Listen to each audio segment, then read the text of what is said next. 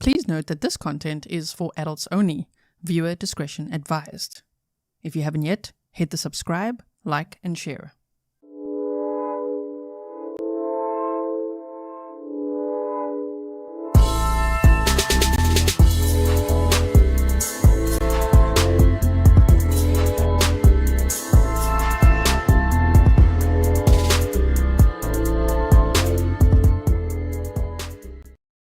Hello everyone and welcome back to another live stream with me, Grizzly K. This is Grizzly True Crime, and today we're going to be doing a deep dive into the criminal complaint of Cassie Ventura.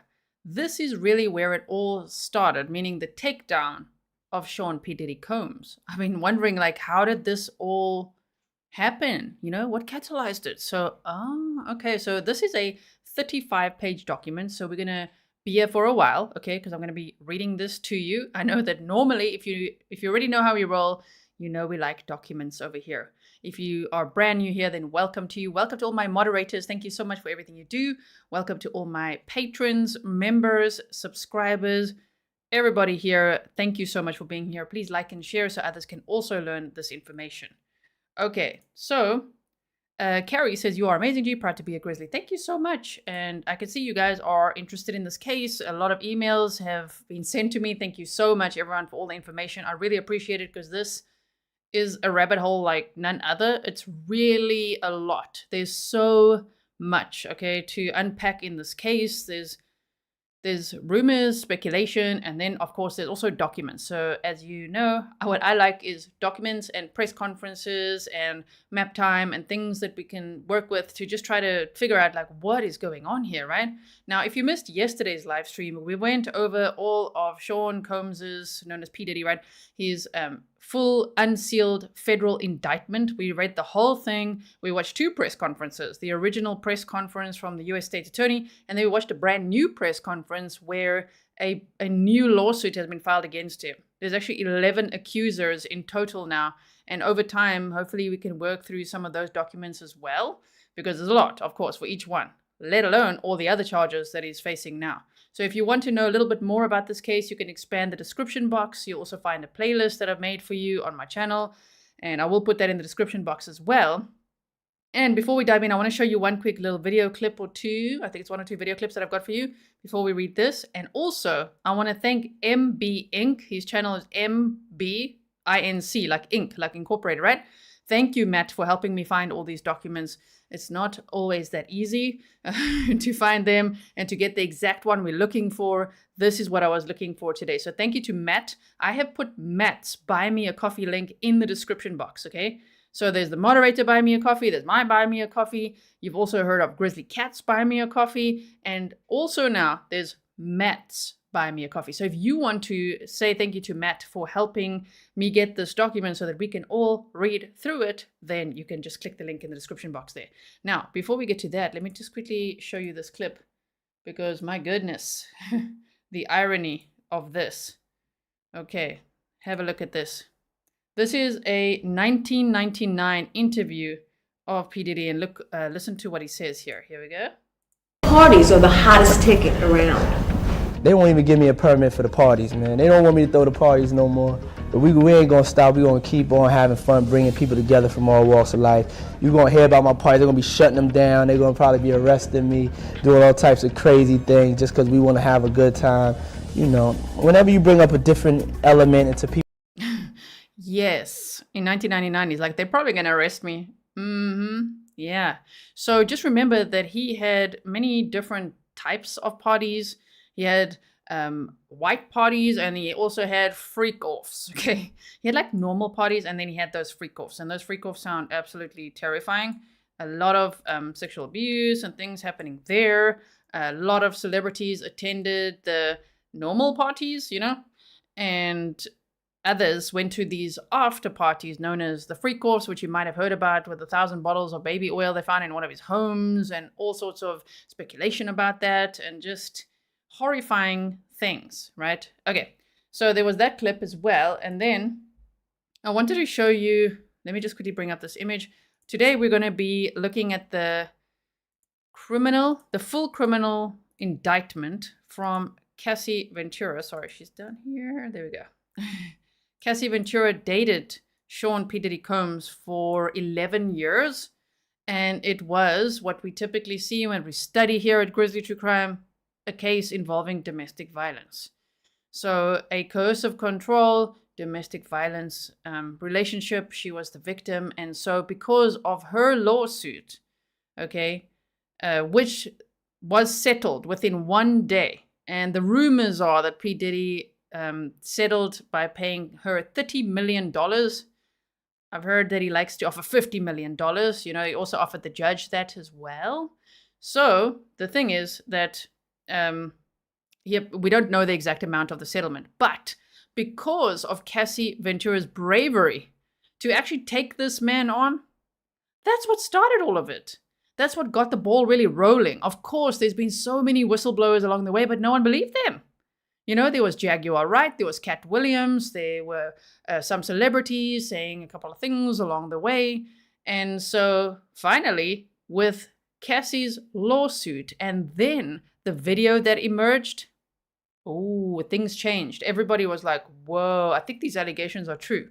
And so that is how the ball started rolling, okay? So I quickly want to show you this because as soon as the DV video was released, then P. Diddy came out with this, he came out with this apology video, right? Sherry says, Kim Porter. Yes, his former wife who died from pneumonia, but I know that there's also speculation about that. As I say, this rabbit hole is very, very deep. I know that there's a new book that's come out about Kim Porter or written by her and co-authored with someone else.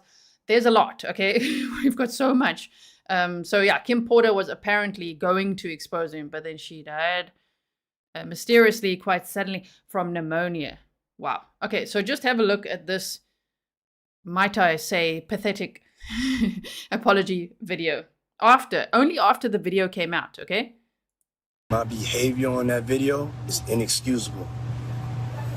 I take full responsibility for my actions in that video. I'm disgusted. I was disgusted then when I did it. I'm disgusted now. Sean Diddy Combs posting on Instagram responding. So he was disgusted then, he's disgusted now. He also went on to say it was the worst day in his life. I'll show you. So trigger warning, okay? This is a case involving domestic violence. So please be aware. The video I'm going to show you now, just a small clip. I don't know if YouTube will take this down or not. They had before. But I just want to show you how he's chasing Cassie Ventura. We're going to read her full criminal complaint. This is what started it all. Look Video. at this. Combs seen assaulting his then girlfriend, Cassie Ventura, throwing her. Okay, so I'm just going to pause it there. I'll put a link to this in the description box. But she was trying to get away from him, and he was not having it. You know, he even broke into her house and SA'd her. Whew, this guy, my goodness. So despite all the other allegations, this one, it's terrible. So just each one that we'll unpack is horrifying. Okay, so I don't think if convicted, he faces already 15 years in prison up to LWOP, is in a horrendous facility right now. They say inside the hellhole New York City prison that will house Diddy until his ST trial, right? So he's in the Metropolitan Detention Center in Brooklyn, and they say it's horrifying conditions. His lawyers have already tried to get him out twice, and they're like, nope. So, all right. So now let's get into this criminal indictment. I'm going to do this. I wonder if I could, I'll just take this off for now, okay? Are we ready, everyone? Are we ready? Stephanie, welcome. Sherry said the audio of the book I referenced earlier, OMG, I'm busy listening to that as well. So yeah, I don't think he's ever getting out, and I'm not too sure how he will deal with that reality. And it's a very dangerous prison as well, so people are saying his life is in danger. Ghislaine Maxwell was also there, so was R. Kelly there as well. So yeah, okay. Oh, Felicia said he never married Kim Porter, but they shared 3 children. Thank you, Felicia. Yeah, all these details. My brain is full. I need reminders, please. Yes. So Alexandra said Kim and Sean were never married. Thank you so much, everyone. Okay. Please do continue to send me clips, information, all sorts of things. I really, really appreciate that. The more information I get, the better. My email is grizzlytruecrime@gmail.com. All right, so United States District Court, Southern District of New York. So this is an old document, okay? I'm saying it like that because obviously it's from a civil case that's already been settled. However, I would like to read this to you because it's really the beginning of everything, not of all the crimes, I mean of everything that got this man exposed, that got him arrested. This is where it all started. Like, people actually started believing all the whistleblowers, right? Okay. Jean says, hellhole is putting it kindly. It's good for Puff Daddy, in my opinion. Okay, so here we go. United States District Court, Southern District of New York, Casandra Ventura, plaintiff versus Sean Combs, Bad Boy Entertainment, Bad Boy Records, Epic Records, Combs Enterprises, LLC, and Doe Corp. We've also heard lots of other names from yesterday as well that he refers to himself as, right? Okay, so the complaint, they said jury trial demand. This was settled in 1 day, as I say. We do not know the exact amount, as far as I've read, of what the settlement was. Trigger warning. This document contains highly graphic information of a sexual nature, including SA. So please be warned. This is a triggering case and triggering topic for many, many survivors. I know there's many survivors here. If you ever need to step away, please know we will save you a seat, okay? So plaintiff Casandra Ventura hereby alleges as and for her complaint against defendant Sean Combs, Mr. Combs, Bad Boy Entertainment, all those other names, the defendant, defendant, and together with Mr. Combs as follows. Preliminary statement, okay? This is a 35-page document. We're on page 1. Defendant Sean Combs is a rapper and record executive, popularly known by stage names Puff Daddy, P Diddy, or Diddy. Mr. Combs came to fame in the early 1990s with his record label Bad Boy Records. He rose to prominence in the music and entertainment industry over the decades and is regularly referred to as a hip-hop mogul. In 2022, Mr. Combs received the Lifetime Achievement Award at the BET Awards. During his acceptance speech, Mr. Combs stated, "I have to give a special shout out, thank you, love to all the people that was really there for me." He named a number of people before adding, "and also Cassie for holding me down in the dark times, love." Yeah, so the facade was real, you know. She was apparently suffering horrendous abuse behind the scenes and terrified and trying to get away from him. Okay, so they say, let's continue here. The truth, however, is that Cassie, Miss Casandra Ventura, was held down by Mr. Combs and endured over a decade of his violent behavior and disturbed demands. For Miss Ventura, the dark times were those that she spent trapped by Mr. Combs in a cycle of abuse, violence, and ST. I'm just going to censor it here and there for YouTube. When I say ST, it's obviously this phrase I'm referring to here, okay? So they said, among other violent and unlawful acts, Mr. Combs, SA. So when I say SA, it's sexually assaulted SA Miss Ventura in her own home after she tried to leave him. Often punched, beat, kicked, and stomped on Miss Ventura, resulting in bruises, burst lips, black eyes, and bleeding. Blew up a man's car after he learned that he was romantically interested in Miss Ventura, which is what everyone was referring to yesterday. I get it now. Okay, that was that kid, I hope I say his name right, Kid Cudi, right? Blew up the car because there was an interest there, so that's what the arson charges could be about. Maligator said, I think Cassie is in the witness protection. She's nowhere to be found. I've seen a lot of rumors of celebrities disappearing. They're like, we can't find Leonardo DiCaprio. Like, where is J-Lo? Where is Cassie? So I don't know. Maybe she's in witness protection. I saw an article today, actually, that said that she was spotted for the first time since Diddy's arrest. So I don't know.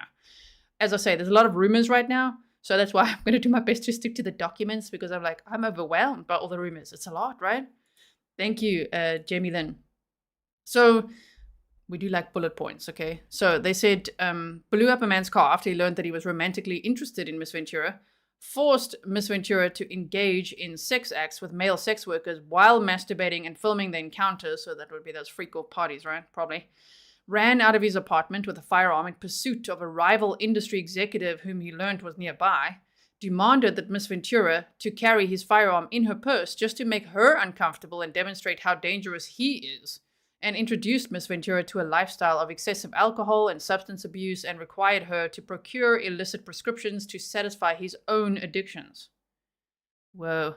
Miss Ventura met Mr. Combs in 2005 when she was 19 years old and he was 37 years old. He signed her to his label, Bad Boy Records, and within a few years lured Miss Ventura into an ostentatious, fast-paced, and drug-fueled lifestyle and into a romantic relationship with him. Her boss, one of the most powerful men in the entertainment industry, and a vicious, cruel, and controlling man nearly 2 decades her senior. Mr. Combs asserted complete control over Miss Ventura's personal and professional life, thereby ensuring her inability to escape his hold. He provided unprecedented avenues for success for the aspiring artist, but in return demanded obedience, loyalty, and silence. Oh boy. Throughout their relationship, Mr. Combs was prone to uncontrollable rage and frequently beat Miss Ventura savagely.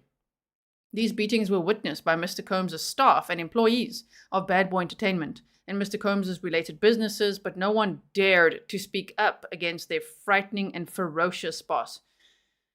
Sure. I mean, he scared a lot of people. He controlled a lot of people. It's also interesting how many staff members he had that would kind of clean up his mess after all the things he did. You know, that's interesting too. So there's a lot. He definitely sounds like a serial sexual sadist, if you ask me, and was well on the path to becoming much worse, right? Like, if he isn't already. It sounds horrendous what this guy got up to, right? So they said following these episodes of horrific abuse, Mr. Combs would immediately attempt to hide Miss Ventura and the evidence of his violent rage. He often showered her with gifts. Classic love bombing, isn't it, that we see in these cases? We've studied a lot of cases involving domestic violence. He showered her with gifts following incidents of physical violence, a typical pattern of behavior by serial abusers. They took the words out of my mouth. Okay, so in addition to the physical assaults, Mr. Combs frequently reminded Miss Ventura of his ability to cause serious harm, whether by requiring her to carry his gun in her purse or by blowing up the car of a musician that was romantically interested in Miss Ventura. Adding insult to injury, Mr. Combs used illegal substances and threats of violence to force Miss Ventura into repeated unwanted sexual encounters with male sex workers. Over the years that Mr. Combs abused Miss Ventura physically and sexually, she again and again tried to escape his tight hold over her life. And we know in DV cases, it takes an average of 7 times to leave successfully. And I mean, people don't often ask, well, what does it mean to not leave successfully? Well, either to stay in the relationship or homicide. That's what's so scary. So she had tried for a long time to leave. And I mean, being surrounded by so many people as well, you know, observing all of this, but she really had no help is also terrible. So every time she hid, Mr. Combs' vast network of corporations and affiliated entities found her. And those who worked for Mr. Combs' companies implored her to return to him. Many went as far as to explicitly state that her failure to return to Mr. Combs would hinder her success in the entertainment industry. When she believed that she had finally separated from her longtime abuser, she joined Mr. Combs for a dinner, after which he forced her into her home and essayed her, while she repeatedly said no and tried to push him away. This guy is like obsessed with power and control, right? Miss Ventura has now fully escaped Mr. Combs, but the harm that the assaults and sexual abuse he caused her to experience for nearly a decade will forever haunt her. She has required intensive medical and psychological care to recover from the trauma that she lived through. She cannot, however, continue to live in silence about what she endured. I'm like so proud of her for this. This must have been terrifying. Because up until now, for decades, no one believed the whistleblowers. There were rumors, there was speculation, there were things being said, but no one really seemed to, based on what I've seen, right, believe what he was doing or thought that he would actually ever be where he is now. Arrested. No bond. You know, sometimes you don't see these, you know, powerful celebrities actually be held accountable. So it's really great when they are, because, I mean, DV, it looks the same worldwide. Curse of control. It wears the same ugly face. So it's very important to unpack these cases as well, because it doesn't matter who you are, how successful you are, no matter what you're doing, DV, it can happen to anyone. So it's important to study those patterns and know how to get away safely, right? That's what we're trying to do here. Nurse for God said, so glad to be a Grizzly. Thank you, G, for your hard work. Oh, thank you so much. So they said she cannot, however, to continue to live in silence about what she endured. Mr. Combs remains immensely powerful and immensely dangerous. Ms. Ventura therefore seeks justice for the decade of her life that Mr. Combs took away from her with threats of violence, excessive use of drugs, physical and psychological abuse, and sexual slavery. Accordingly, Ms. Ventura brings this action seeking injunctive, declaratory, and monetary relief against defendants in violation of federal sex trafficking laws. And so they quote all of those, right? As you know, I'm not a lawyer. I just really like reading legal documents that are generally mostly only available from the USA. If you guys didn't know, we can't just like get documents in South Africa or in Switzerland. So it's always great to see the facts on paper, you know, and to be able to read it. So thank you for being here if you do like the document read through. Okay, so we're on page 4 out of 35. So it's going to take us a while, right? Patricia Byrne said, at Grizzly True Crime, can you imagine the terror of knowing that everyone around the world would likely cause another attack if one of them asked for help? Can you imagine? Wow. So, okay, jurisdiction and venue. The court has jurisdiction pursuant to. So these are, again, lots of legal terms. I'm just going to go to the parties, right? So we're going to go over here. If you need to pause to read at any point, you can. The reason I put it on screen like this is because some people literally like to read along, right? So thank you if you are doing that with me. Welcome, Linda.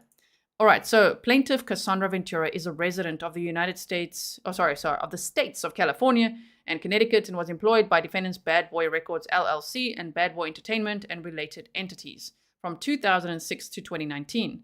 At all relevant times herein, Ms. Ventura met the definition of an employee of defendants under all relevant statutes.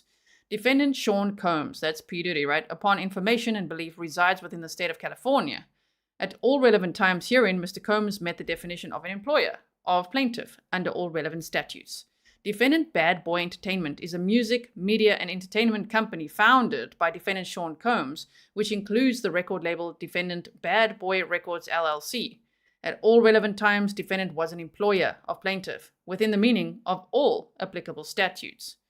Imagine controlling someone's entire life, their money, their job, their success, their career, just everything, every aspect. He's just like, I'll control all of that. That is so scary. You know, at first it must have felt like, this is so cool, like I'm networking and this very powerful man really likes me, you know, and then it turns into this nightmare that lasted a decade. Wow. Okay, so defendant Bad Boy Records LLC is a Delaware limited liability company with a principal place of business located in New York, New York. At all relevant times, defendant was an employer of plaintiff within the meaning of all applicable statutes. Defendant Epic Records is a New York-based record label owned by Sony Music Entertainment, a subsidiary of Sony Corporation of America. At all relevant times, defendant was an employer of plaintiff within the meaning of the applicable statutes. Defendant Combs Enterprises LLC is a New York limited liability company. At all relevant times, the defendant was an employer of plaintiff within the meaning of all applicable statutes. Defendant Doe Corporations 110 are corporations and entities affiliated and associated with defendants Sean Combs and the defendant corporations. At all relevant times, defendant Doe Corporations 1 to 10 were employers of plaintiff within the meaning of all applicable statutes. Now there's the factual allegations. Again, I will put out a trigger warning. It's very triggering topics. It's domestic violence, sexual abuse, and coercive control, right? Okay. Nicola Wilson said, Casandra is now a happily married mother of 2 living in Malibu. Nice. Okay, thank you, Nicola, for that. So, Melissa Loves True Crime said, I really feel for all the victims in this. Yes, and I hope all the victims will get justice. I hope those that feel terrified to come forward will eventually feel the courage to come forward, to tell their story, and to get the justice that they deserve. So, factual allegations. Teen-aged Miss Ventura meets middle-aged Mr. Combs as her career begins. Miss Ventura met Mr. Combs in late 2005 or early 2006 after Mr. Combs heard Miss Ventura's first single playing in a club and expressed interest in signing her to his label, Bad Boy Records. At the time, Miss Ventura was 19 years old. Mr. Combs was 37 years old. Again, I say, can you imagine how exciting that would be for a 19-year-old starting her singing career, being like, whoa, like, P Diddy? He wants to sign me? Like, he thinks I'm amazing? That would have been very exciting. Within months, in February 2006, Miss Ventura signed a 10-album deal with Mr. Combs' record label. Miss Ventura's first album, Cassie, was released in August 2006, debuting at number 4 on the US Billboard 200. To promote the album, Miss Ventura made television appearances on MTV's Total Request Live and BET's 106 and Park. Miss Ventura suffered from significant performance anxiety during these appearances, and press outlets were highly critical of Miss Ventura's performances on these shows. That sucks. People snarking at her anxiety, like what? Oh my word. Okay, Mr. Combs, however, sought to rehabilitate his newly signed talent, telling MTV News. You could hear the nervousness in her voice, and to be honest, I kind of smiled at it because it made me really appreciate what I really love about her. She's a regular person. It just made me appreciate that she got nervous, and it was kind of cute to me, to be honest. You've got to understand the success for her is coming out of nowhere. It's just so huge, and sometimes everybody handles it differently. While clearly paternalistic in noting that it was cute to him how regular Miss Ventura appeared. Mr. Combs' comments rang true to some extent. Upon signing with Bad Boy Records, Miss Ventura was quickly thrust into the spotlight and was unfamiliar with how to navigate to a new celebrity status. That must have also been scary. To be like, from zero to like, he's signing her and off she goes and she just got to deal with it, you know? Wow. Okay, so we've got that. Okay, Mr. Combs' recognition and glorification of Miss Ventura's naivete proved to set the groundwork for his manipulative and coercive romantic and sexual relationship with Miss Ventura, a woman nearly 2 decades his junior. Within a year of signing with Bad Boy Records, Mr. Combs became deeply entrenched in Miss Ventura's life, almost immediately asserting possession and control over her and inserting himself into all aspects of her career and into her personal life. What a nightmare. In November 2006, Mr. Combs invited Miss Ventura to perform his song, Come to Me, along with him at the MTV Europe Music Awards in Copenhagen, Denmark. After rehearsal for the performance, Mr. Combs walked around in a robe with a drink in his hand, flaunting his lavish party lifestyle to his label's newly signed artist. It's like he really treated her like an object, right? Like he really objectified her. During hair and makeup leading up to the performances, Miss Ventura's hairstylist and Mr. Combs' makeup artist told Miss Ventura that Mr. Combs was interested in Miss Ventura. Miss Ventura shrugged off the gossip and in fact expressed disgust given the large age gap between her and the president of her record label. Emphasizing the age and power dynamic early on in their working relationship, Mr. Combs positioned himself as a father figure and protector of Miss Ventura. Oh no. By way of example, after returning to New York after a trip to Las Vegas, during which she endured a brief hospital stay, Miss Ventura, who by then was fully healthy, went out to a club with her friends. When Mr. Combs saw her out, he reprimanded her, telling her to go home and take care of herself. At the time, Miss Ventura thought that her record label was looking out for her well-being and that Mr. Combs had her best interests in mind. Yeah, you can start feeling the control, right? He's like, what are you doing out? Like, you get back in the house type of thing, right? Wow.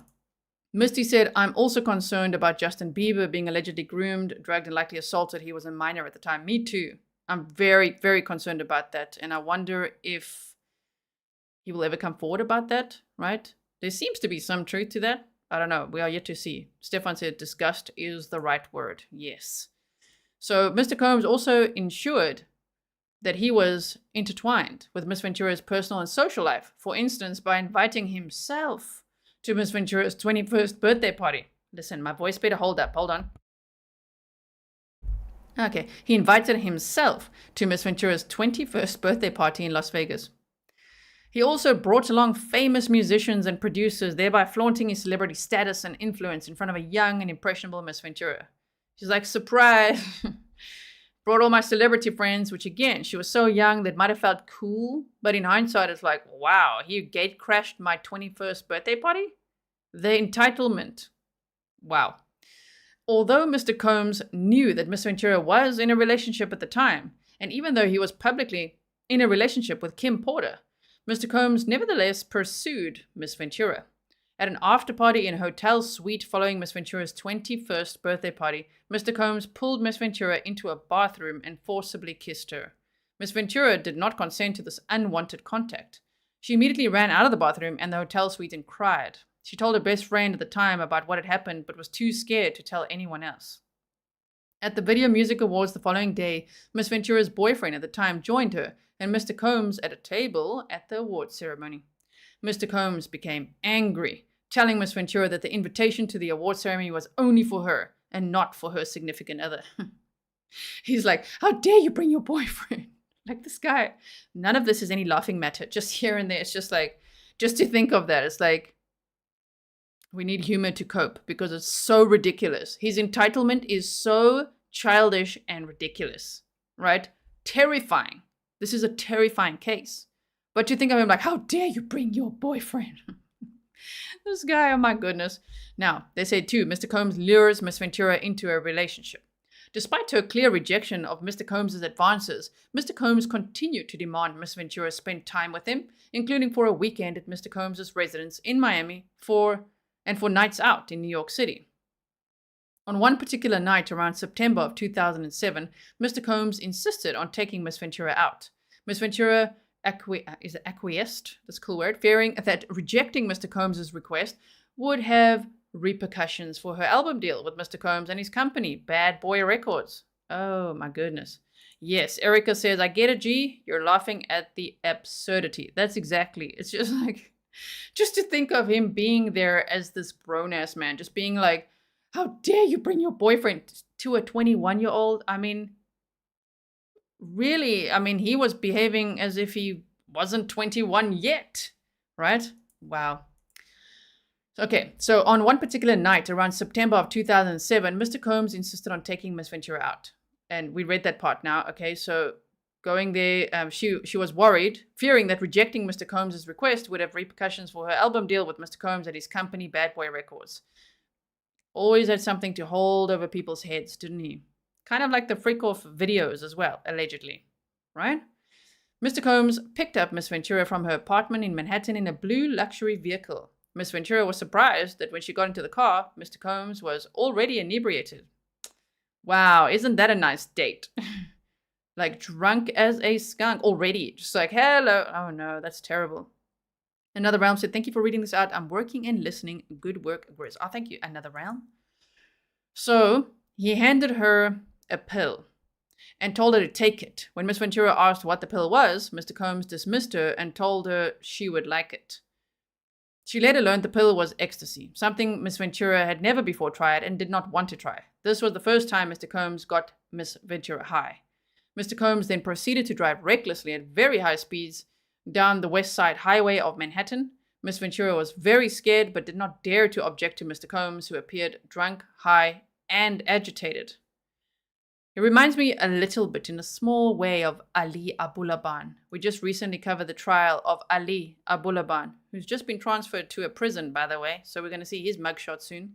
He's still active on Instagram. Yes, indeed. But anyway, just that kind of behavior is like, wow. Of course, this is, I think, on a much larger scale. So, and this is just one snippet. We're looking at one document, 11 accusers. Okay, this is one of 11 accusers so far, let alone all those other charges in the indictment we read about yesterday. It's very shocking, and I think there's going to be many, many more. Okay, so Mr. Combs took Miss Ventura to an upscale lounge in downtown Manhattan, where he proceeded to get into an altercation with the security staff who would not permit Combs to enter, presumably because he was belligerent. Miss Ventura, he wasn't being fancy that night. They're like, you can't. Like, sir, you cannot come in here like this. Oh, no. Miss Ventura decided to go home, but for the remainder of the night, Mr. Combs messaged Miss Ventura incessantly, complaining that she left him high and alone. In early fall of 2007, let's just back it up. As if it's her fault. How dare you leave me high and alone? Oh, no, he's so childish, allegedly. In the early fall 2007, Mr. Combs flexed his power and influence when he paid a promoter to create a fake flyer for a party hosted by Miss Ventura. This fake posting allowed Miss Ventura to have an excuse to go to Miami, Florida, and get her away from her boyfriend by using the guise of a legitimate event that she had to attend. Miss Ventura was stunned at how easily Mr. Combs was able to recruit others to lie for him. Yeah, he had that effect. Yesterday someone said it's almost a bit culty. Comes across that way because he seems like quite the coercive controller. So he had a lot of people, you know, working for him, agreeing to do what he wanted them to do, because most of them were also quite terrified, it sounds like, now in hindsight. Now, Miss Ventura was uncomfortable with the fake flyer, but because the request to go to Miami was made by the owner of her record label, and because she was scared to go against his wishes and face repercussions to her nascent career, Miss Ventura agreed to join Mr. Combs in Florida. Okay, during this trip to Miami, Mr. Combs provided Miss Ventura with copious amount of drugs. She became intoxicated, more intoxicated than she had ever before, and her intoxication lasted throughout the weekend trip. As she wanted Mr. Combs to continue to support her career, she felt that she could not refuse Mr. Combs' urging her to take more drugs. After providing her with drugs, Mr. Combs had sexual intercourse with Miss Ventura during this trip. Within 2 years of meeting Mr. Combs, Miss Ventura found herself lured into the immediate circle of her boss, the owner of her record label, and one of the most powerful men in the entertainment industry. Tiff Knox says, money or dollars? Yeah, money doesn't equal class. Yeah, no. It seems like he couldn't buy that one. He couldn't buy that. So, if anyone, like, I just wonder, I think many in this community have experienced coercive control or an abuser, domestic violence, all of that, right? Sexual assault, things like that, right? So one would understand, but if one never has, you might look at this and be like, shh, please. Like, she flew out there to have a great time. She got drugs and alcohol and all these lavish parties, hotels, but it's just terrifying. When you're trapped in something like that, it's really, really scary, right? So I think many will understand, some might not. So Mr. Combs exerts control over Miss Ventura's career and personal life. From the very start of their relationship, Mr. Combs exerted his power and influence over Miss Ventura. This dynamic was fueled by their nearly 20-year age difference, as well as their relative positions in the entertainment industry, with Mr. Combs considered a music mogul and Miss Ventura at the very start of her career as an entertainer. Mr. Combs' aggressive and demanding approach to those he worked with made it impossible for anyone to challenge him, and Miss Ventura soon learned that Mr. Combs insisted on blind loyalty from everyone in his inner circle, which is why it's got cult vibes, right? No one may question him, or he's gonna threaten them, sometimes with a gun, sometimes with a video that they didn't even know that he had of them. All sorts, right? Simone says Sean is a bully. Allegedly, yes. Allegedly, he's a big bully. So, I saw a clip where Denzel Washington said he always told people, leave half an hour before Diddy gets to any party. Before that devil arrives, you leave. Half an hour, 30 minutes before, because they're like, everything just goes to crap after that. So, okay. Oh no. Enoch says, bad boy for life. Yes. Okay. I mean, he said it. Although Miss Ventura had saved, by the way, we're on page 11, okay? Although Miss Ventura had saved up some earnings from her young modeling career, Mr. Combs' ostentatious display of wealth was intimidating to her. Mr. Combs paid for things with wads of cash and would repeatedly tell Miss Ventura, don't worry about money, I have money. Mr. Combs expensed lavish vacations for him, and Miss Ventura purchased a car for her, paid for her apartment, and provided her with extensive amounts of designer clothing. Around 2008 or 2009, Mr. Combs began to rent an apartment in Manhattan for Miss Ventura. The apartment was in walking distance of Mr. Combs' New York residence. He first showed Miss Ventura the apartment by bringing her there along with her parents. Oh, okay. Miss Ventura's parents were skeptical of the mogul's displays of wealth, but proud of their daughter's newfound success. The parents had a gut feel, right? Wow. Sherry D said Tracy Smith Ellis always took her mom's advice, never ever drink whatever the host gives you. Yeah, apparently he would be lacing everything. It sounds like lacing all the drinks there. I mean, people are even now speculating that the baby oil was really laced with all sorts of things. So like, yeah, careful at those parties, right? In hindsight, of course. Wow. I can't imagine how many people this really affected. How many people were humiliated, violated, abused. It's just, I think this case is going to get bigger and bigger and bigger. All right, so he first showed Miss Ventura the apartment by bringing her there along with her parents. That's also very manipulative to be like, let me show you something, but bring your parents along, okay? Wow. Around 2010, Mr. Combs similarly paid for an apartment for Miss Ventura in Los Angeles, which was located about 5 minutes away from Mr. Combs' residence. He paid for many of her apartments in California and also purchased a Jaguar for her around 2013 or 2014.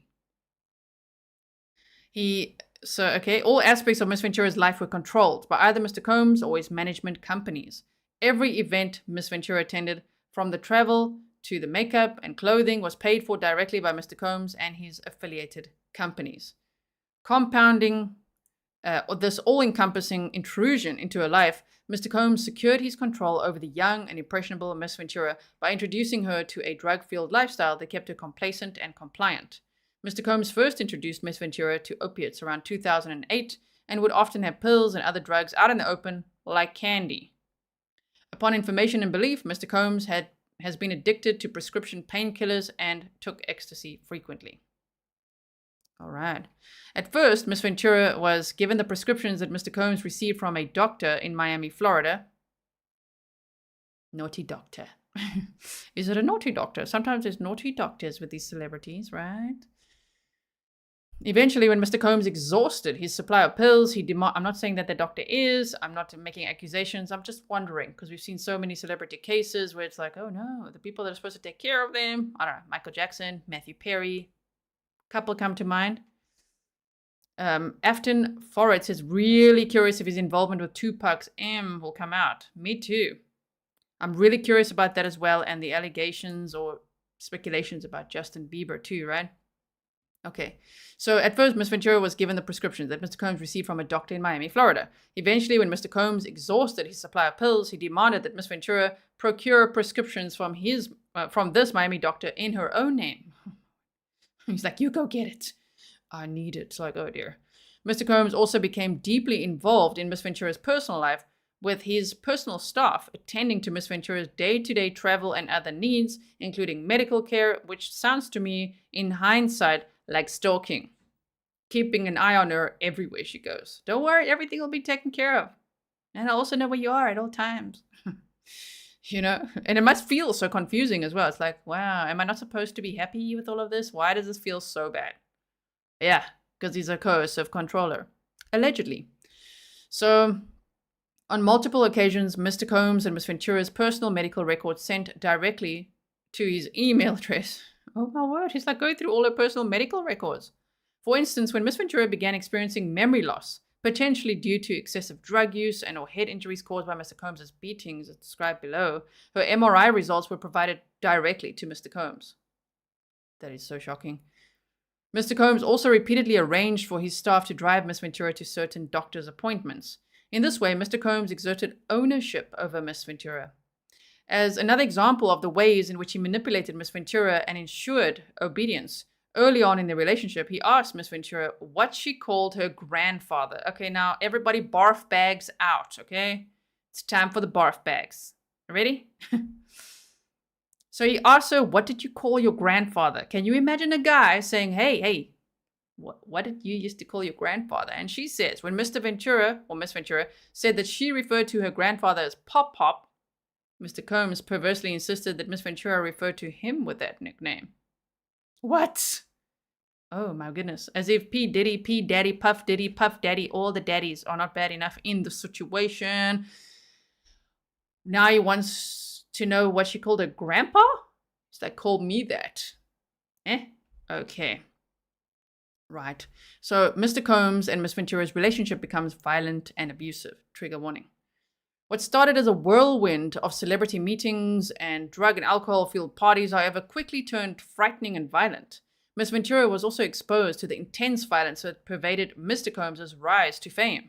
For example, on one occasion when Mr. Combs and Miss Ventura were using drugs together in his home, one of his security staff barged in and announced that Suge Knight, a long time, I hope I said, did I say that wrong? I feel like I said it wrong. Mr. Knight, a long-time rival of Mr. Combs, was spotted at Mel's drive-in diner in Los Angeles. Mr. Combs began to get dressed, retrieved multiple guns from a safe, and ran out of his home to where he believed Mr. Knight was dining. Miss Ventura became terrified and began to cry. On at least 2 occasions, Mr. Combs demanded that Miss Ventura hold Mr. Combs' gun in her purse. Miss Ventura had no familiarity with guns and was petrified that the firearm would accidentally go off in her purse. There was no clear reason why Mr. Combs required her to hold his guns, except to reinforce to his young girlfriend that he was violent, powerful, and dangerous. Apparently, I've seen rumors as well, so here and there I'll just pepper in a couple of rumors I've heard because I'm trying to catch up with just everything of decades. It's just like, wow. Thank you. Aaron said you said it absolutely correct. Thank you. Is it? Okay. Sugar. Sug like sugar. Sug. Shug like sugar. Thank you. Shug. Thank you, everyone. Okay, so lost my train of thought. Wait. Next decade. He finally... No. Oh, yeah. The rumor is that apparently he would make J-Lo do that.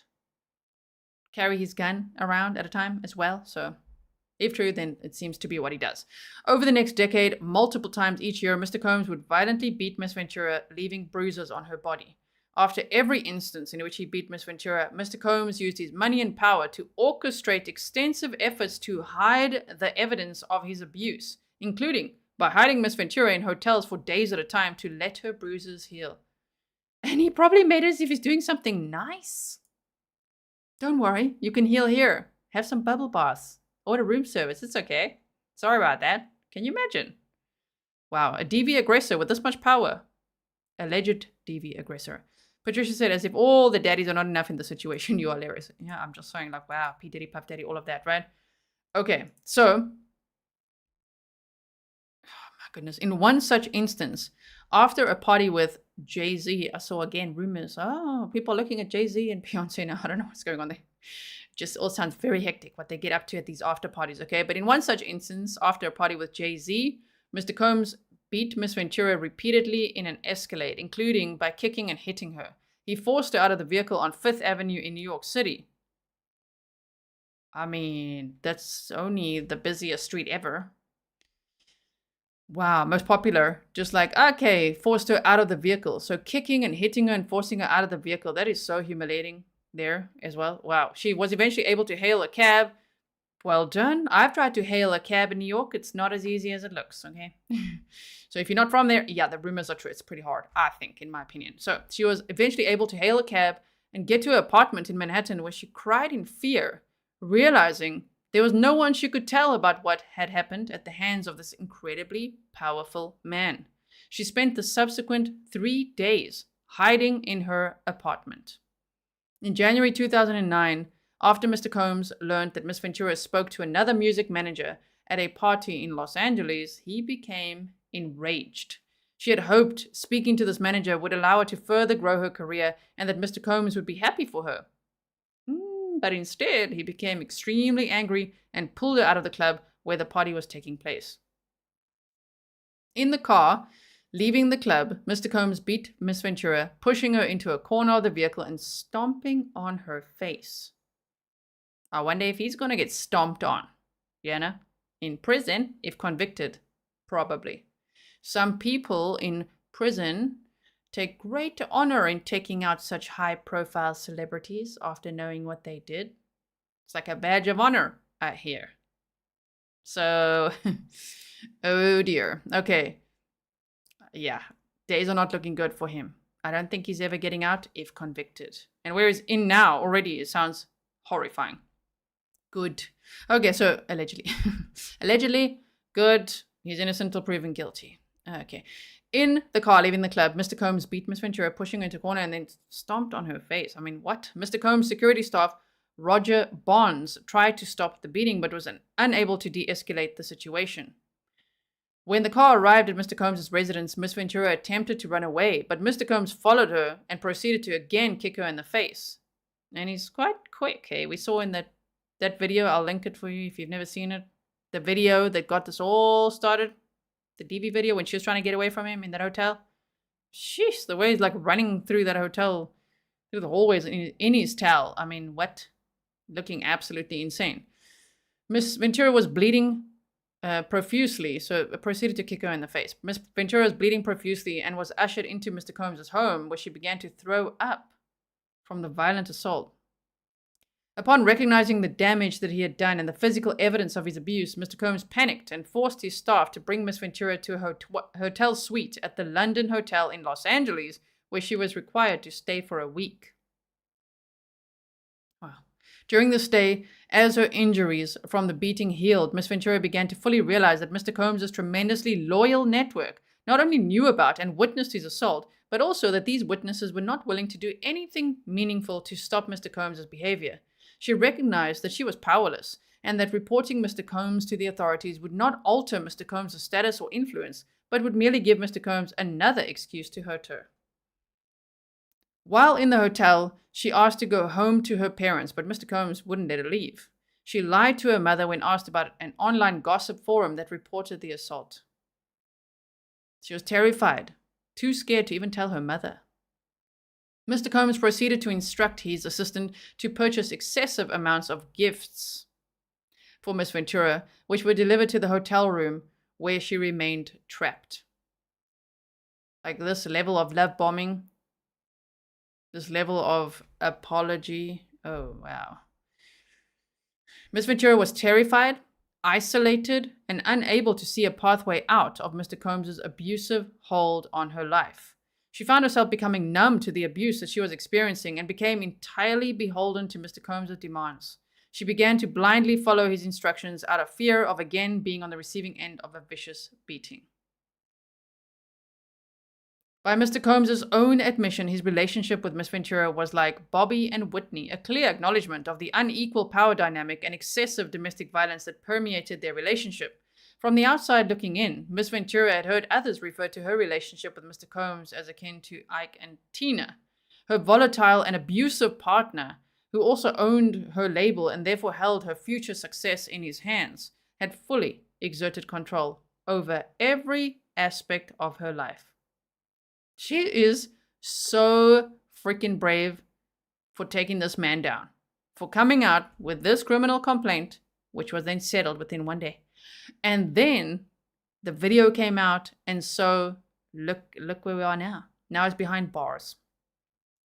That was a huge risk to take, and it's paid off so greatly, right? It will save a lot of people from similar behavior that is alleged to have occurred.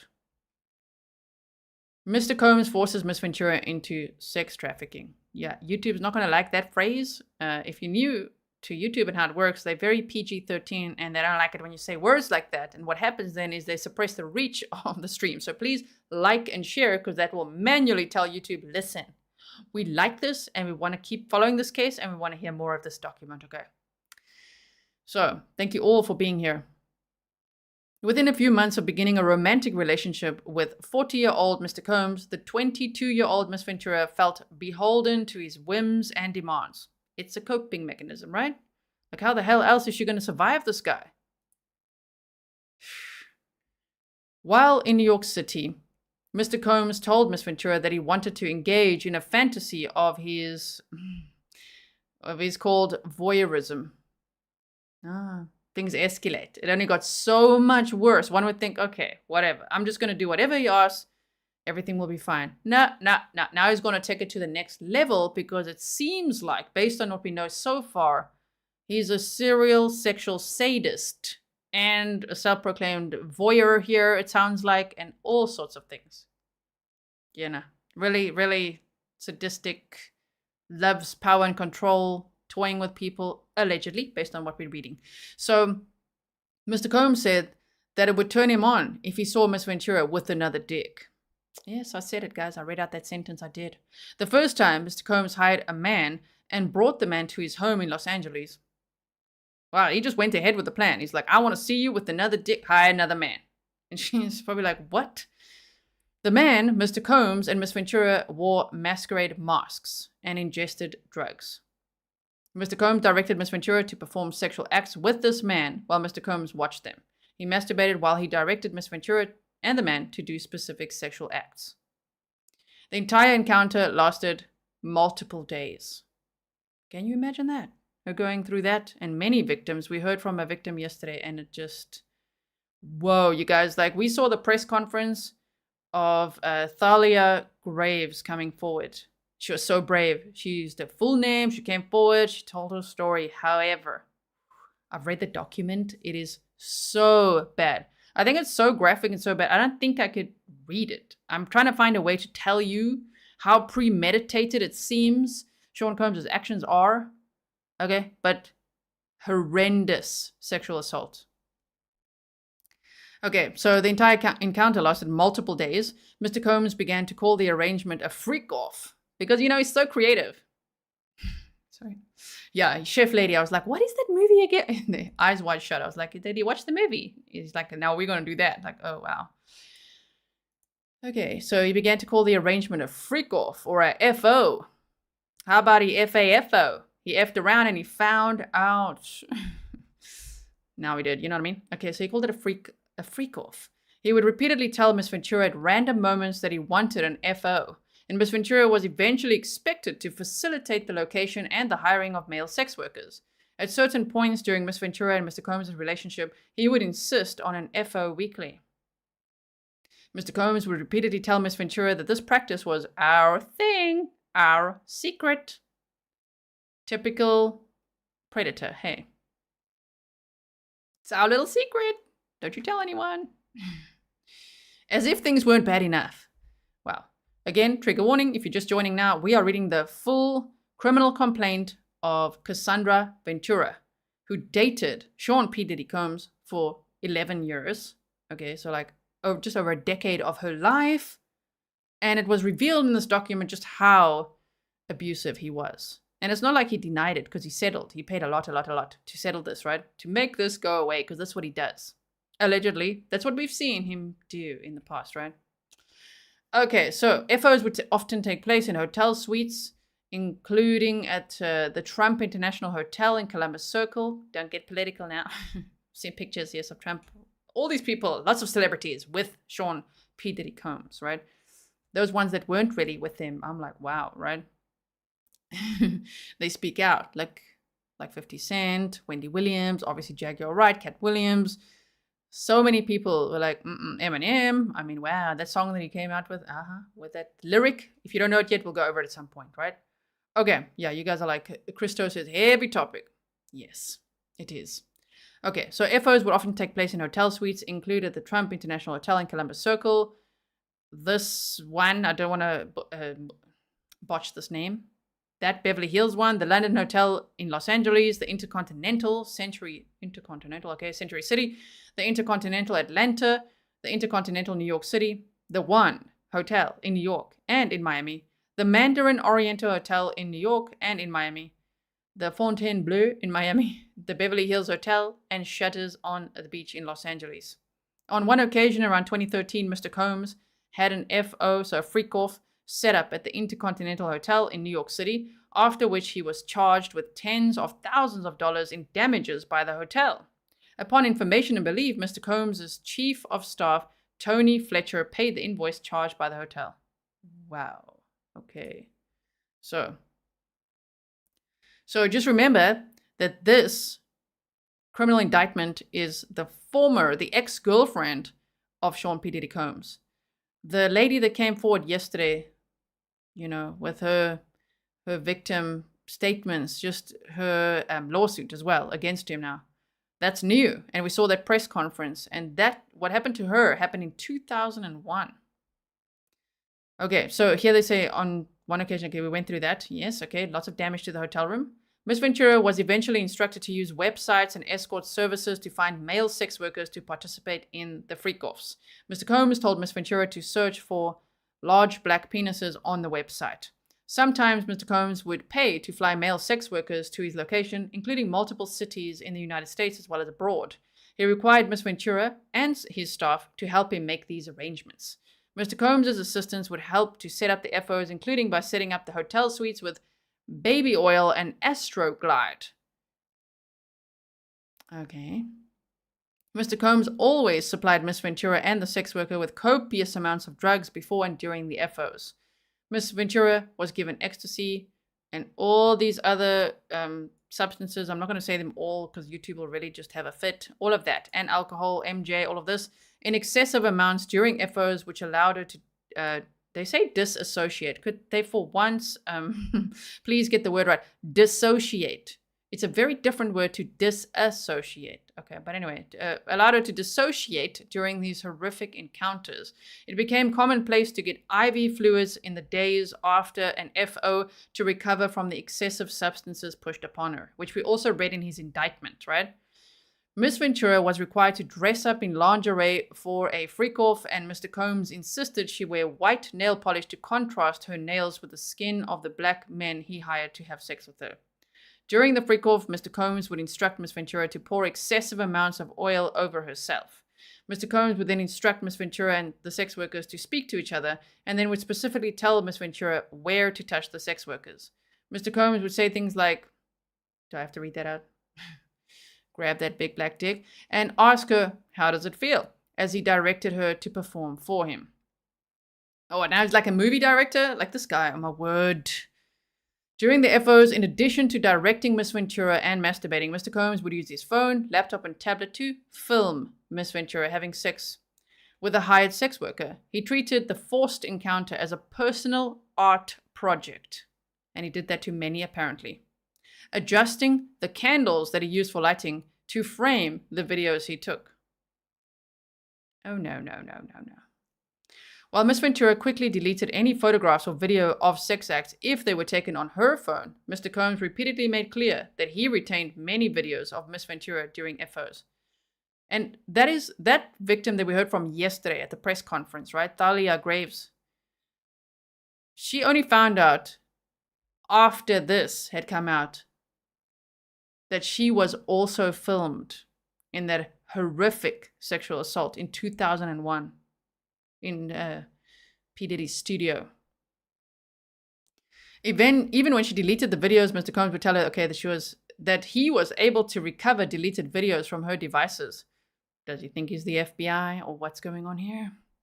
On one occasion, he sat next to her on a flight and made her watch a video that she thought that she had deleted, reinforcing her inability to escape and the immense power he held over her. Did he have like an app or what's going on there, huh? Mr. Combs would pay the male sex workers a few $1,000s in cash for their services. During some freak-offs, Mr. Combs would become extremely intoxicated and would hit Miss Ventura in front of the male sex workers. Miss Ventura was repulsed by Mr. Combs' demands, but between the physical beating and recognizing his incredible power and incredible temper, Miss Ventura became petrified of her partner and boss and felt that she could not say no. He even would present her with lavish gifts prior to or in the middle of the freak-off, seemingly acknowledging the ways in which these forced sexual encounters constituted work for Miss Ventura and that he needed to compensate her for this work. At one point, he had given her so many designer bracelets for freak-offs and immediately following his brutal beatings that she felt that she was shackled by his presence, by his gifts. Frequently, her anxiety before a freak-off would become so great that she would become physically ill, sometimes to the point of vomiting. While kneeling over the toilet, Mr. Combs would shame her into performing for him, eventually forcing her to get up and proceed with the encounter. Yeah, this guy, let's state the obvious, he lacks empathy. Big time. Oh, you're vomiting there? You don't want to do? Okay, just get up and just do what I want you to do. Wow.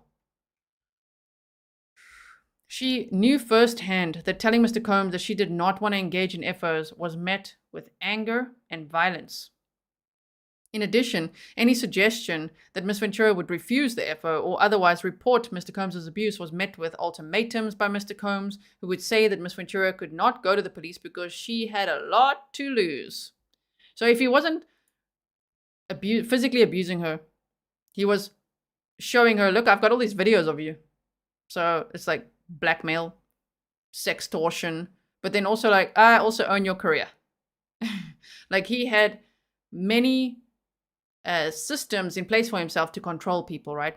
Many different ways, which is also terrifying. Around August of 2015, for example, in the middle of surprise birthday dinner for Miss Ventura's 29th birthday, Mr. Combs insisted that Miss Ventura leave the party and go to a hotel for a freak-off. When she expressed that she did not want to go, Mr. Combs had Miss Ventura cornered by his security staff in order to force her to leave with him. And that was her 29th birthday party. Whoa. Carrie says, I'm currently removing my white toenail varnish. Yeah, I understand. Okay, so that was her birthday party. He's like, we gotta go. It's time for a freak off. She's like, I really don't want to go. He's like, we're going. After this FO, Mr. Combs and Miss Ventura went back to the hotel room that Miss Ventura was staying in, where some of Miss Ventura's friends were already hanging out. Mr. Combs was severely intoxicated and at one point during the night, picked up one of Miss Ventura's friends like a child and dangled the friend over the balcony of the 17th floor hotel suite. Yeah, he's a sadist for sure. Like, this guy loves to scare people, right? Based on this, Miss Ventura and her friends were scared by Mr. Combs' erratic behavior, but Miss Ventura was heavily sedated because of the drugs she took to participate in the FO and therefore was unable to respond to Mr. Combs' terrifying behavior. The FOs became work for Miss Ventura, and despite her protestations, Mr. Combs insisted on these intricately staged and forced sexual encounters between Miss Ventura and various male sex workers. Okay, we're on page 20 out of 35. Okay, we're getting there. Miss Ventura tries to escape Mr. Combs' abuse. Anytime she tried to create distance between her and Mr. Combs, he used his networks to find her and convince her to return to his abuse. On multiple occasions, Mr. Combs sent his employees to lure Miss Ventura back. In 2011, during a rough patch in Mr. Combs' and Miss Ventura's relationship, I think the whole damn thing was a rough patch, but I know what they mean. Miss Ventura had a brief relationship with a musician, Kid Cudi. Okay. When Mr. Combs returned from a trip, he demanded another freak-off of Miss Ventura. She acquiesced. During this FO, Mr. Combs found Miss Ventura's phone and found emails between her and Kid Cudi. Mr. Combs became enraged and proceeded to place a manual corkscrew between his fingers and lunged at Miss Ventura. That's freaking terrifying as well. Wow. Okay. Miss Ventura ran away to stay at Kid Cudi's home to escape Mr. Combs' wrath. Soon thereafter, one of Mr. Combs' staff members told Miss Ventura that he needed to just talk to Mr. Combs, even though Mr. Combs was enraged.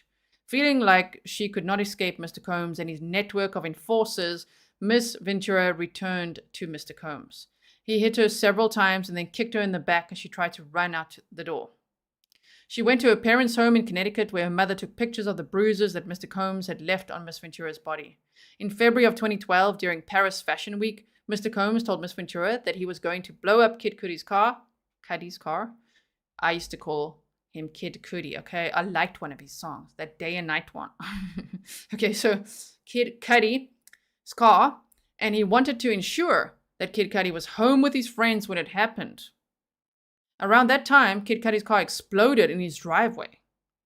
Miss Ventura was terrified as she began to fully comprehend what Mr. Combs was both willing and able to do to those that he believed had slighted him, which is also why we're all very interested to see what happens with Tupac.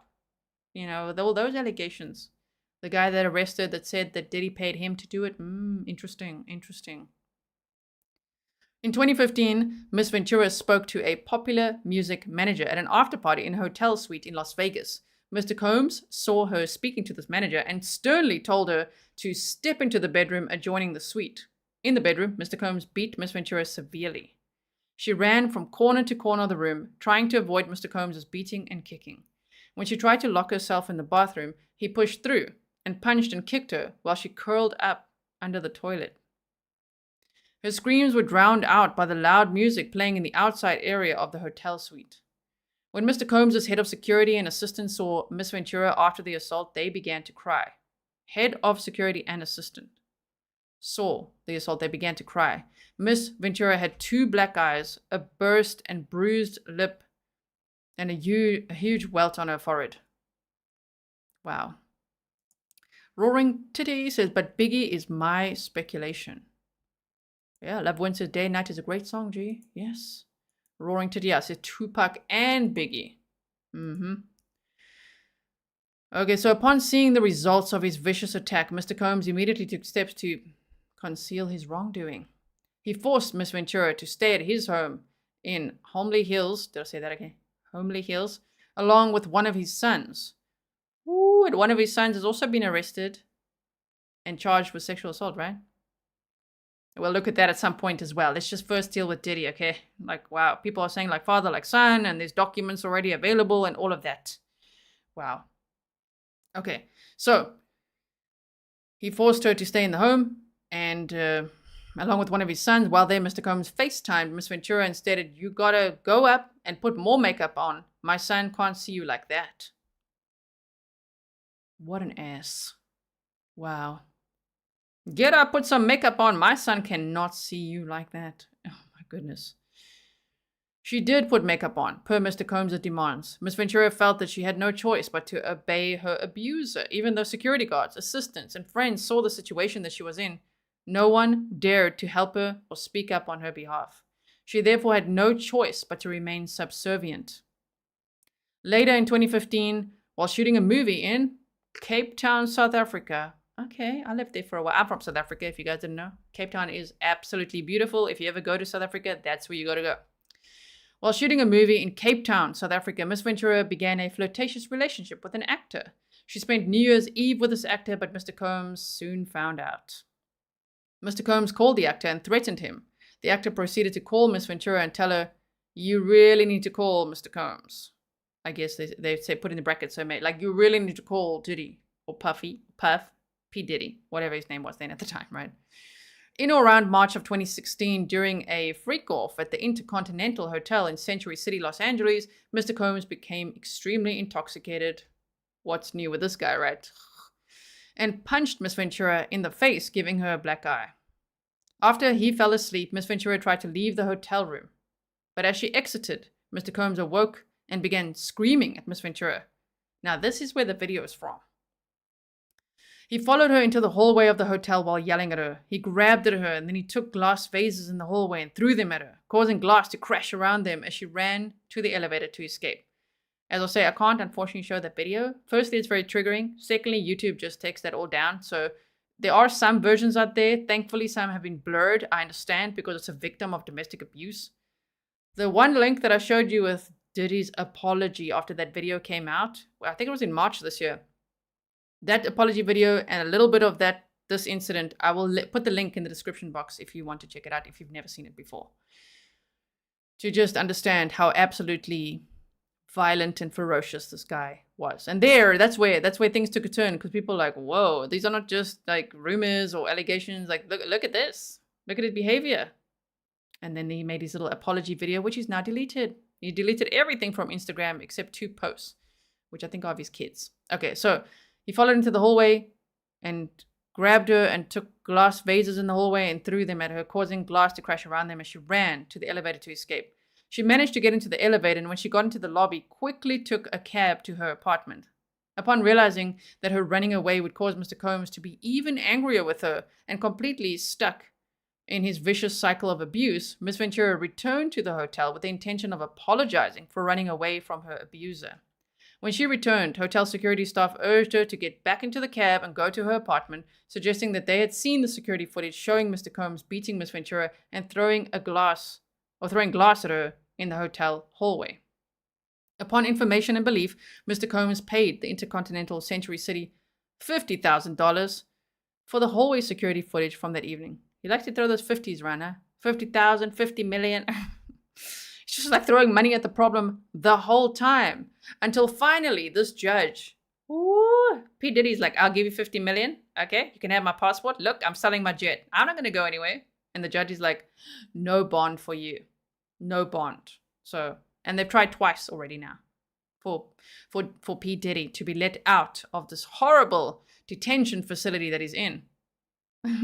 No bond, you're staying in there. He's in a segregated unit, but still, it sounds horrible.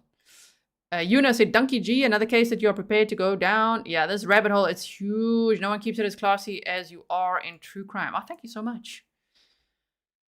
Okay, so after this, Miss Ventura left her home in Comstock and went to Hideaway at a friend's home in Florida. James Cruz, president of Bad Boy Management, tracked Miss Ventura down and told her that her single would not be released if she did not answer Mr. Combs' phone calls. A woman who worked at Sony Music reached out to her with a similar ultimatum concerning her record. Incredibly, Mr. Combs even convinced one of his attorneys to call Miss Ventura at this time. This lawyer told Miss Ventura that it's in your best interest to call Mr. Combs back. It's also in their best interest, because I'm sure he would threaten them that if they did not produce results in bringing her back, then all of their jobs would be threatened, right? Incredibly, Mr. Combs, okay, we already read that, the attorney. Each time Miss Ventura tried to run away, Mr. Combs and his powerful network would force her back to him. Mr. Combs's tight hold over her life had irreparably damaged her friendships, and around 2018, when Miss Ventura was with her friend Carrie Morgan in her house, Mr. Combs used his key to Miss Ventura's house and came in unannounced. I mean, in all these DV cases we study, we learn how incredibly difficult it is to get away from a DV aggressor. Can you imagine a DV aggressor, allegedly, with such a huge network, with so much money, power, and influence, with people literally threatening you for him? Ooh, that's bad. I really hope that she will be okay, that she'll live a truly wonderful life ahead after all of this, and that she'll be mega successful, right?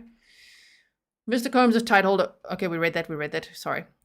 He came into her home unannounced, like he did at the 21st birthday party.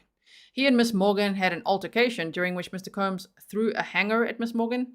Upon information and belief, the incident resulted in a settlement between Mr. Combs and Miss Morgan, and Miss Ventura ended up paying Miss Morgan additional funds in an attempt to resolve the dispute between her close friend and her abusive and controlling boyfriend. The relationship between Miss Ventura and Miss Morgan has been strained since this time. Seeing the extreme measures that Mr. Combs took to keep a tight hold on Miss Ventura and isolate her from her support network. I mean, he's got this huge support network, like enforcers that they refer to them here, enablers, compliant people, blindly loyal, as they described in this document. I mean, she was just trying to get a support network, and so he's trying to isolate her from her support network. And having experienced the repercussions of rejecting his demands, Miss Ventura felt that saying no to Mr. Combs would cost her something: her family, her friends, her career, or even her life. Yes, Karen says Cassie's married now and has 2 kids. The trauma of this, I think it can last for a very long time. So that's what I mean. I hope that she can fully heal, that she'll be okay. You know, I'm sure PTSD, it might always be there, but I hope that she'll have many moments of joy. Okay, so Mr. Combs essays Miss Ventura. By 2017 and 2018, Miss Ventura became desperate to leave Mr. Combs and his abuse of her. She recognized that if she stayed with him, she would never be able to have a successful career or ever be physically and mentally safe. She therefore became determined to completely break away from Mr. Combs and his cycle of abuse and made concerted efforts to avoid him. In September of 2018, she joined Mr. Combs for a dinner at an Italian restaurant in Malibu, California, for what she believed would be a discussion about concluding their relationship for good. After dinner, Mr. Combs and Miss Ventura returned to Miss Ventura's home, which was paid for by Mr. Combs. Mr. Combs forced himself into her apartment and tried to kiss Miss Ventura. She told him to stop and attempted to push him away. Again, trigger warning, this contains allegations, topics of sexual abuse, domestic violence, and all of that, okay? If you ever feel like it gets too much for you and you need to step away, remember, we'll always save you a seat, okay? For whenever you want to come back. So, Mr. Combs then forcibly pulled off Miss Ventura's clothing and unbuckled his belt. He then proceeded to essay Miss Ventura while she repeatedly said no and tried to push him away. Wow. Soon thereafter, Miss Ventura took steps to completely separate herself from her longtime abuser, including by leaving the home that he paid for and returning the car that he purchased for her. Despite moving away, Miss Ventura's address was posted online in early 2019, leading to fears for her safety. That's horrible. Miss Ventura, who was under immense duress during the months after Mr. Combs essayed her, took all steps possible to entirely remove herself from her abuser's ambit, including by entering into contracts to end her record deal with Bad Boy Entertainment. Mr. Combs' sexual and physical abuse of Miss Ventura had caused her lifelong harm. We're on page 25 out of 35. Nancy H. said all of the people that helped him need to be prosecuted too. Right? I was wondering about that because they say they You know, they have so much evidence against Sean P Diddy Combs that they're targeting him, of course, as the leader of this whole network, really. And so, you know, I wonder if after that, I wonder if there will be other people facing consequences as well, especially if they have video, right? If they have video evidence and things like that. Wow, let alone the digital evidence. Can you imagine? Lady Loreen said, I read the book. I absolutely believe it's fake. As a lawyer myself, I expect to see a lawsuit from Kim P. Children and State. I do worry. I worry about this book that's come out. Kim Porter's book is what they're saying it is. Just having a little knowledge of self-publishing myself, just like the way it's come out. I don't know. But I'm listening a little bit. I'm listening to see what's there. But you just never know. Obviously, that's why I say I like to just try to stay safe, okay, and stick to like legal documents and press conferences and hear what the police are saying, you know, as we follow this huge case. Chris said, it's like Argentina times how much bigger the economy is, and I find it concerning how little attitudes towards women have changed in 6 decades, right? Femicide is at an all-time high, so yeah, DV has increased, and it's just absolutely horrendous. So, got to keep on raising the awareness and all of that. Thank you so much, Chris, for your sticker.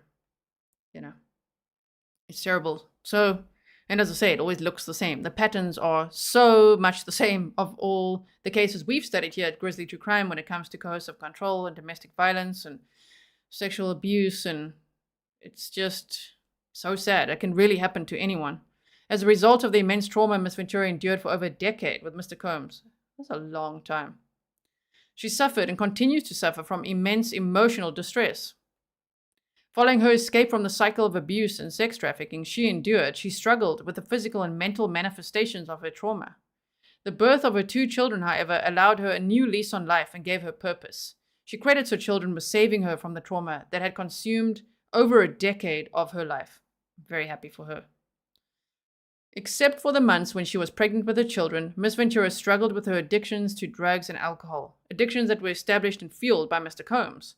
She turned to substances to drown out the memories of her abuse without being intoxicated. She suffered from horrific nightmares of the forced sexual acts that Mr. Combs demanded she participate in during the regularly scheduled FOs, freak-offs, right, and the physical beatings that she endured throughout her relationship.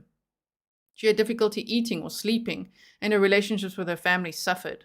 During this time, she frequently had thoughts of ending her life. And we heard the same from that victim that came forward yesterday with that new lawsuit and that press conference. If you missed it, I timestamp everything for you usually, especially if it's quite long.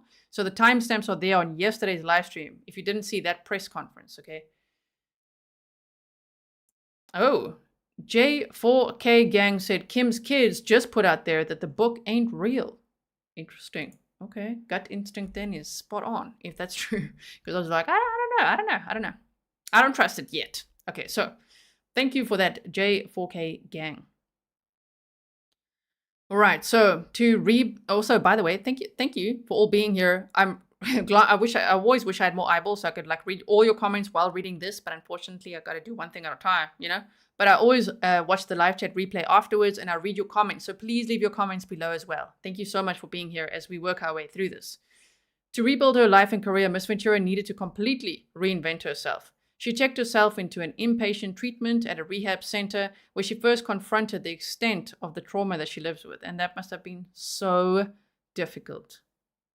She has required intensive therapy and other medical care to recover from Mr. Combs' abuse, and she will forever live with the physical and psychological repercussions of the over a decade of violence, fear, and exploitation that she endured.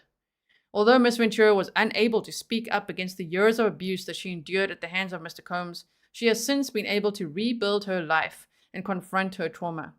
Thanks to the passage of New York's Adult Survivors Act and California's Sexual Abuse Accountability and Cover-Up Act, she is now ready and able to also confront her abuser, which the absolute bravery, the strength that it took for her to do this.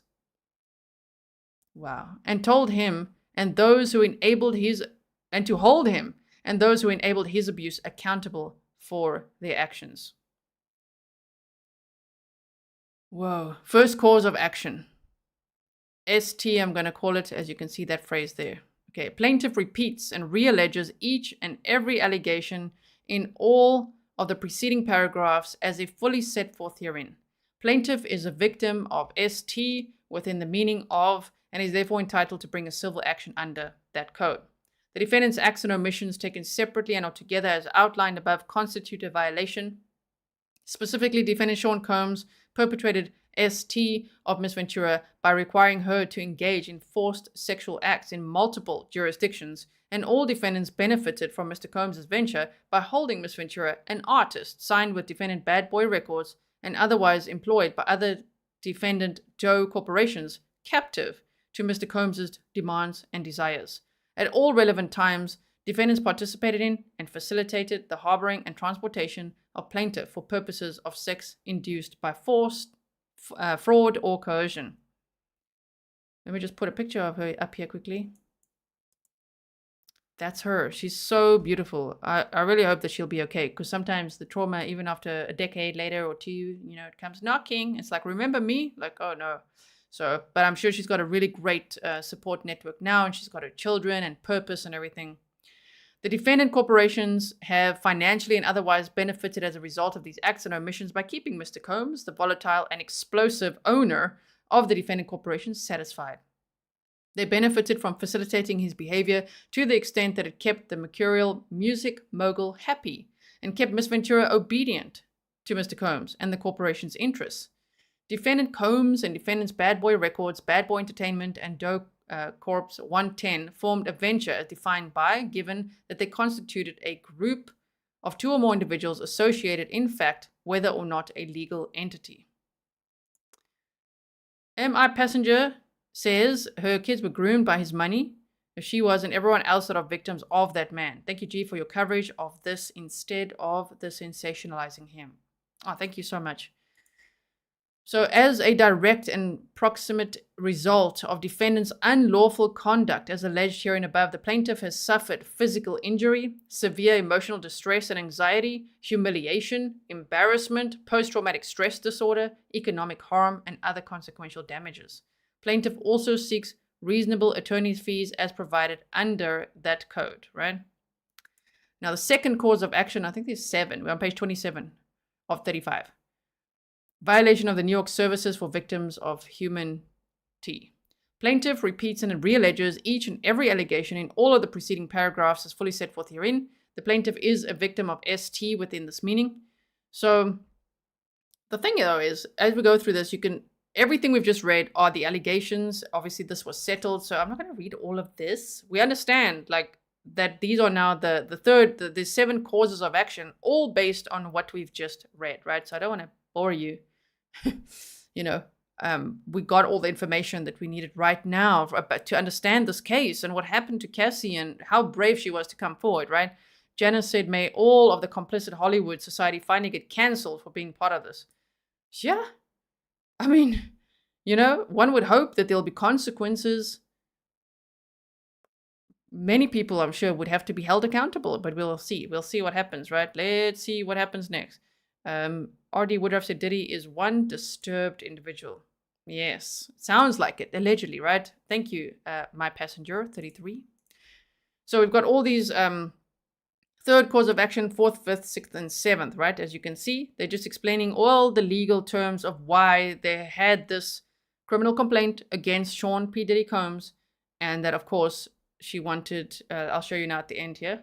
7th cause of action, look at that, sexual harassment, gender discrimination, hostile work environment under the New York State human rights law. So and there's an 8th, though, I thought there was 7. 8th cause of action, okay? And so they said prayer for relief. Wherefore the plaintiff prays that judgment be entered in her favor against the defendants and each of them as follows. For a money judgment representing compensatory damages, including consequential damages, lost wages, earning, and all other sums of money, together with interest on these amounts according to proof. For a money judgment of mental pain and anguish and severe emotional distress according to proof. For punitive and exemplary damages according to proof. For attorney's fees and costs.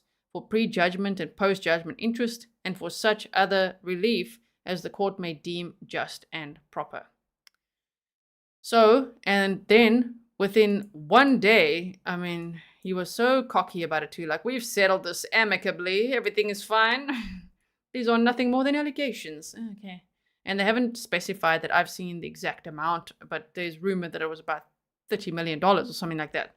So I don't know why people also shame like victims of someone like that for seeking damages, because he, based on those allegations, stole like a decade of her life, and she was only 19, and affected her entire career. Really, right? One could say positively, but not. If you some people be like, well, she got a career because of, she was probably on a path to be just fine without him, you know? So anyway, okay, so I'm gonna link the video, the apology video, which you saw maybe at the beginning of the stream. If you didn't see it, I just show you his apology video, which is deleted from his Instagram, as I say. And let's continue if you want to. Let me know in the comments if you want me to continue discussing this case with you. There's so much more. So we'll do it over time, of course. You know, there'll be other cases I'm discussing in between, because there's always a lot going on in true crime. If I were to focus on this, we'll be here for years doing only this, because that's how bad it is. There's 11 accusers, including the one that came forward yesterday. 11 civil suits, the other federal charges. I mean, and I think there's going to be so much more. I know that now I hear celebrities are like shaking in their boots because of what he's got against them. Like, what if he has something, or his network has something that could end their careers, right? So everybody's feeling nervous, and there's lots of rumors, of course. So just be mindful. Take it with a pinch or a grain of salt, wherever you're from, of course, right? Because, wow, you know, they're saying like Leonardo DiCaprio's disappeared, and this one's missing, and that one has done this, and that one, I don't know, all kinds. So just, I'm sure it could be entertaining to try to like follow all that, but just let's try to stick to the facts as much as we can, right? And if I don't get something right, please tell me, because I will correct it in the pinned comments, okay? You'll find the timestamps there in the pinned comments. You'll find it in the description box, as well as links and sources. And you will also be able to hover over the video, and you'll see the chapters there, all right? Giselle said he's a billionaire. I hope that they can get as much as they can. I did read up, like, is he really a billionaire? Apparently in 2022, he was, you know, they thought he's a billionaire, but now it's more like 800 million. And I'd almost say like now it's nothing. How about nothing? How about you lost everything? It all caught up to you, bro. You thought you can get away with this? No. You probably thought he was completely invincible and untouchable, right? Grizzly Cat, thank you. Nice to see you as well. And so, this full document, by the way, I'm going to put on Patreon for those who want to just, I don't know, read through it again or read it for yourself or whatever it is. The post is public, so you don't have to pay to become a patron. I'm so grateful to every person who supports me on Patreon. But if you want to just go over there, the post that I made today telling you about this live stream, so if you want notifications as well, you can get it there. I'm going to add the document there. It'll be at the bottom like an email attachment. That's what it looks like, okay? Right now, after this live stream, I'll put the document there for those of you who want to go and read it or download it or whatever it is. Again, one more time, thank you so much to Matt for helping me find these documents. It was many hours of effort, and he helped me a lot. And his Buy Me a Coffee link is in the description box. So, everyone, I will see you for the next one, whatever it is, whichever case it is we're covering. We'll continue with this one. I have many more documents to work through. Unfortunately, many more victim stories, which I'm so proud of them for coming forward. And let's hope there'll be justice for everyone. Thank you so much. Thank you, mods. I really appreciate it. And stay safe, everyone.